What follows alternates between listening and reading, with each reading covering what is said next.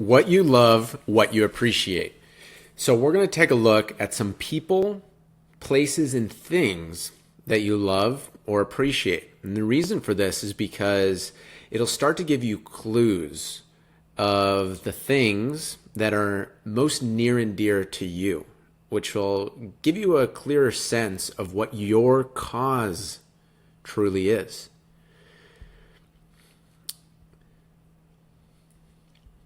So in terms of people, take a look at what you respect and admire about others. And I'll give a few examples here. And we'll start off with each of the energies. We've got the warrior. So it could be different things from each of these. And I'll just share my personal experience. I mean, there's people that carry the warrior energy like Jocko Willing, David Goggins. And what I admire and respect about people who really embody the warrior energy is a high level of discipline, a high level of mental toughness, mental hardness, perseverance, blasting through obstacles, okay? And also commitment of service. True warrior energy is service, to serve and protect, to defend. Those are all things I admire about the best of the warrior energy. Of course, there's positive and negatives of each of these energy types, but those are the things of the true warrior that I really respect. There's a few of them, okay? Mystic energy. Mystic energy, the things I respect is people that carry this. It allows us to see the hidden knowledge of life. You know, things that we wouldn't see normally, but it helps us uncover the mysteries of the universe, the mysteries of the world, externally and internally. And to harmonize with these invisible rhythms. Those are things I respect about people who have the mystic energy. The lover energy. So I respect that people are able to appreciate life, you know. That's something that I'm guilty of, is that I always watch myself for, is I'm so connected to mission and purpose that I can forget to enjoy the journey along the way. So I have to really be conscious of incorporating lover energy of okay, let's appreciate life. Okay, let's not always be in the future. And so people who have the lover energy are able to create art and really create a richness of life. It's like living life in color as opposed to living life in black and white. Okay. Wild one energy. So people who embody this, I appreciate the freedom, the rawness of being able to be themselves.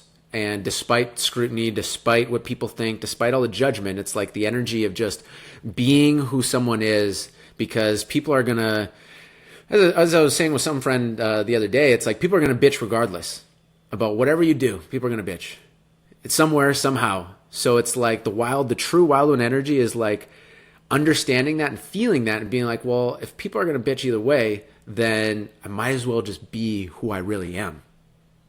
Because otherwise, people are going to be complaining and I'm not even going to be who I truly am.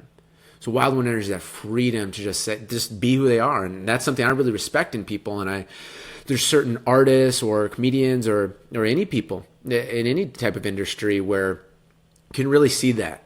And you might like it, you might not, but there's always a certain respect of wow, that person's actually being who they really are, even if I don't agree with everything that they believe in. Playful energy. I admire bringing comedy, bringing laughs, bringing fun to life in situations and having people laugh, and also using the power of playful energy to make someone laugh and consider something that they hadn't considered before. Open them to a new idea through the power of laughter.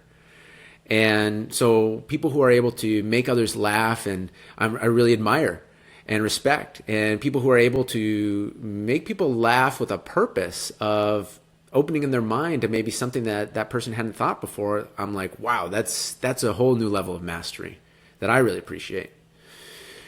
And with the sovereign energy, I appreciate somebody who has a balance of all of these and uses them at the right time, in the right place, and in the right dose. and somebody who is able to make the tough decisions, who is able to carry the burden of leadership and do it for the best of their people, and to not get caught into the vices of using power the wrong way. Somebody whose character is solid, strong, unflinching, and uses their power for good. That's something I respect and admire tremendously. And so as you connect to each of these energies, think about who has that energy. And they don't have to be a perfect person. That's the thing. It's not about looking for perfect people. It's about looking at certain qualities that they have. And they might have certain of these qualities defined, and they probably have their own issues as well in other areas. But it's to notice those qualities in somebody and to write those down, because that's forming what's near and dear to you to develop in yourself. And these people can be alive today. They can be deceased. They can be people in history, or they can actually be fictional characters. Whatever it is to you that represents each of these qualities that you respect and admire, go ahead and write down, and we'll go to the next step.